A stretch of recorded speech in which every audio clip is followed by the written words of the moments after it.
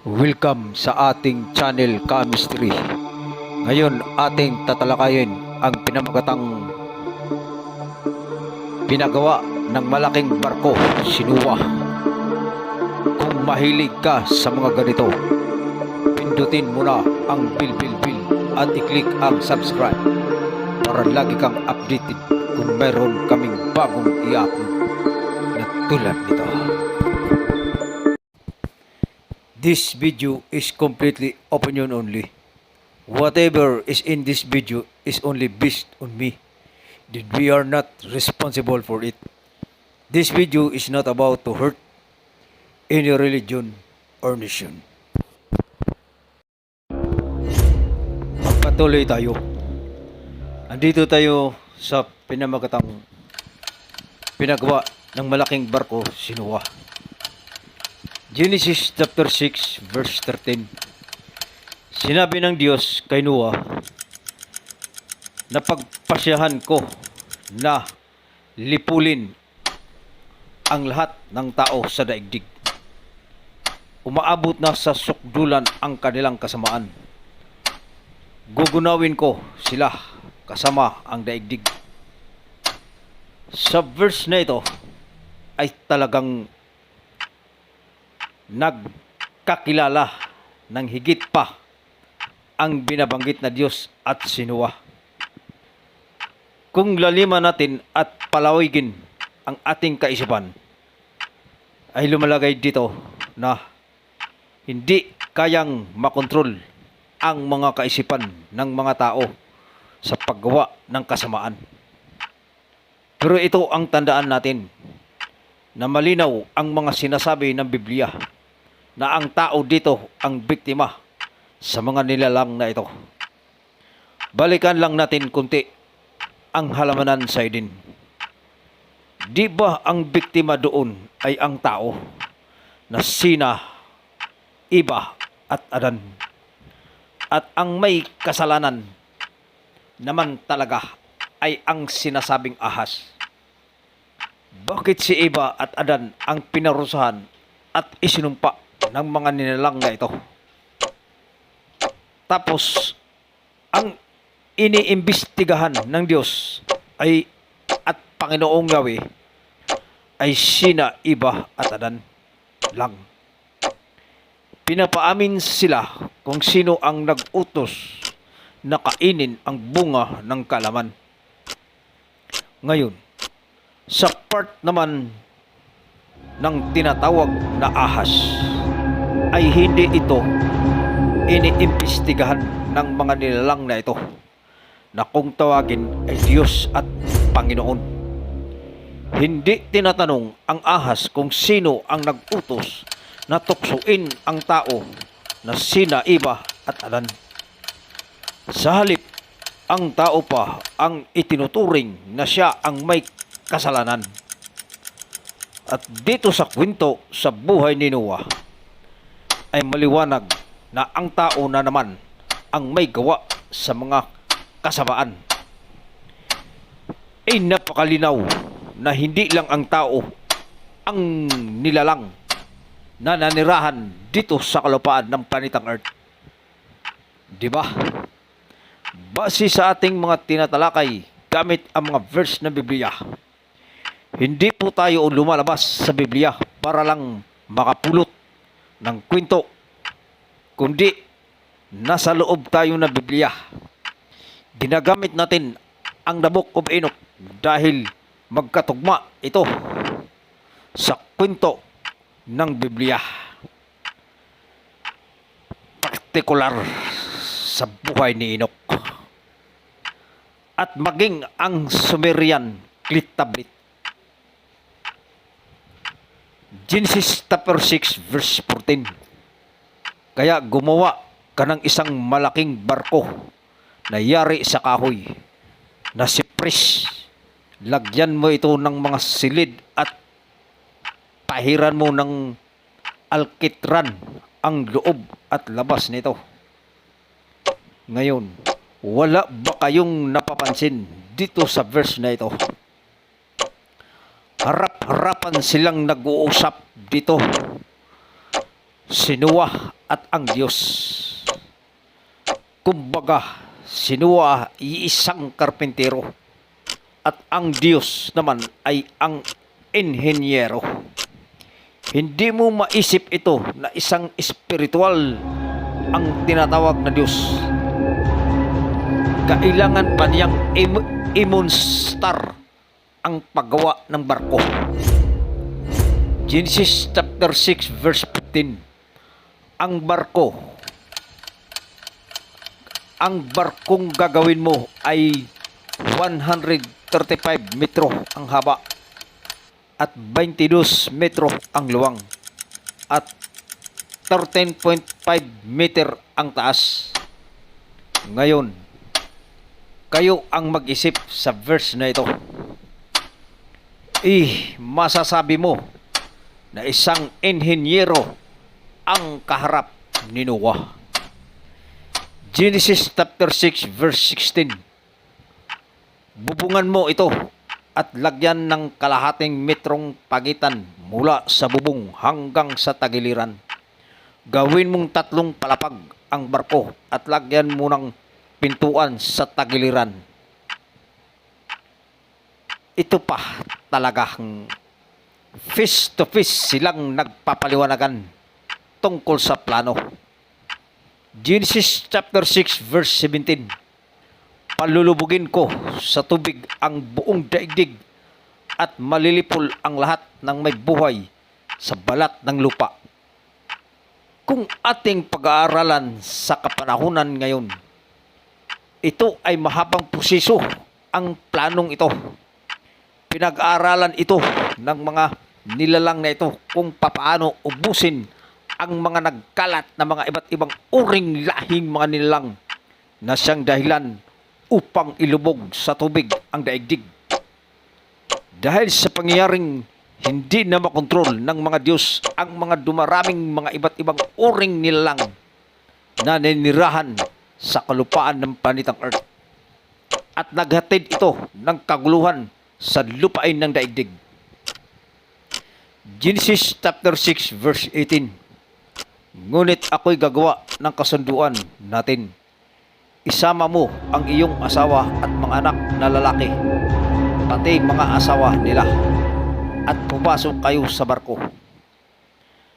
Dahil nga sa paniwala ng marami na ang dahilan kaya nilubog ang daigdig sa tubig ay dahil sa kasamaan ng tao. So, malinaw dito na nililinis ng Diyos ang daigdig sa kasamaan. Pinatay lahat ng may buhay maliban sa pamilya ni Noah.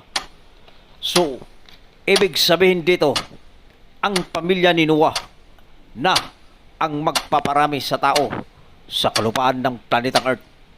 Kumbaga, lahat ng tao sa buong daigdig ay namuhay na sa piling ng Diyos sapagkat biruin mo, nilubog na ang daigdig dahil sa kasamaan ng tao at itinira ang pamilya ni Noah dahil sa lahat ng tao sa buong daigdig.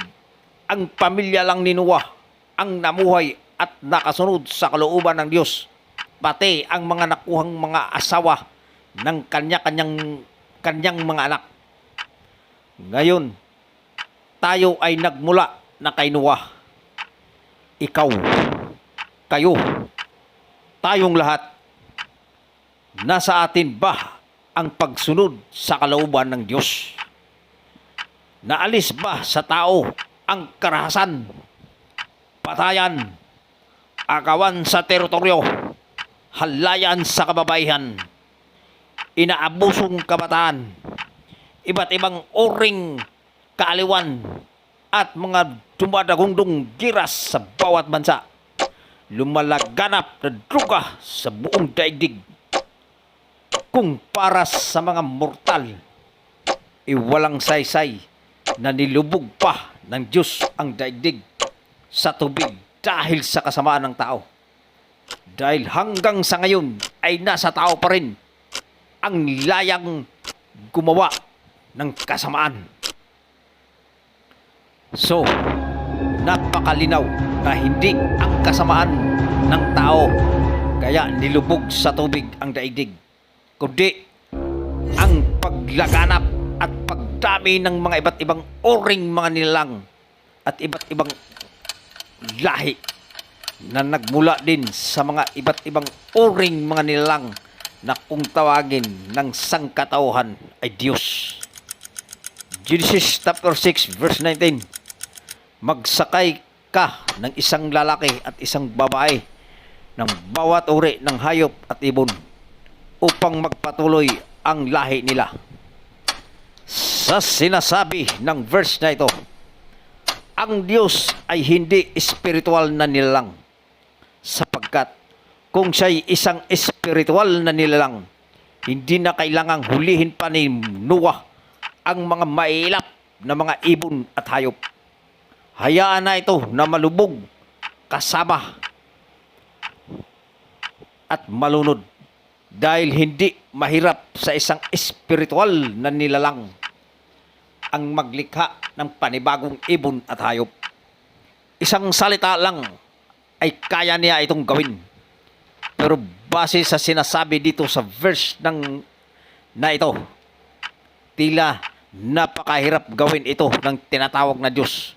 Dahil ayon sa pagbabasa natin ng verse sa Genesis chapter 2 verse 19, ang sabi, kaya mula sa lupa ay lumikha ang Panginoong Yahweh ng mga hayop sa parang at mga ibon sa himpapawid. Malinaw na maproseso ang paggawa ng hayop at ibon, kaya minabuti ng manghuli na lang si Noah ng pares ng mga uri ng hayop at ibon. Ngunit ang katotohanan ay hindi talaga ito mga hayop at ibon, kundi mga sperm cell at egg cell ang kinuha dito sa lahat ng uri ng mga hayop at ibon, sapagkat kung ang pagbabasihan lang sa lawak at sa lapad ng ginawang barko ni Noah ay hindi ito sapat upang isakay lahat ang mga uri at mga lahi ng mga hayop at ibon. Sa panahon na ito ay hindi singdami ng uri ng hayop at ibon noon kumpara sa panahon ngayon.